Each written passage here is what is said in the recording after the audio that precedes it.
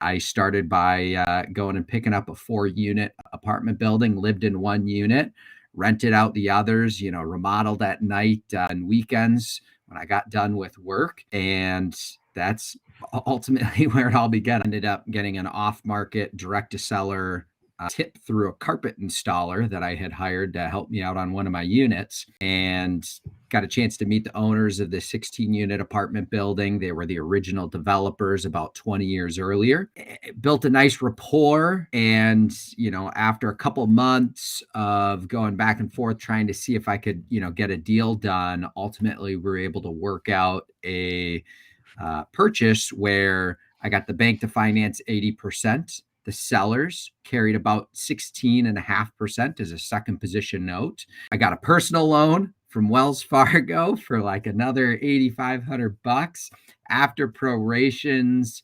Closing ended up being about $5,000 down to purchase, what was a pretty darn nice 16-unit apartment building in this small town where I had started my career and started investing. So within 10 months of graduating from college, I had 20 units in my portfolio, and was off to the races and thought, hey, this real estate thing is easy.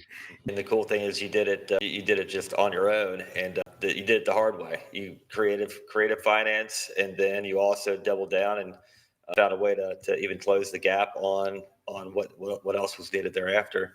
So there was no handouts, and you thought creatively, and you got it done. I think you made a key remark there, was the courage and the confidence, because that's the only way to get there is stair stepping. One deal leads to another deal leads to another one. You went from a 4-unit to a 16-unit.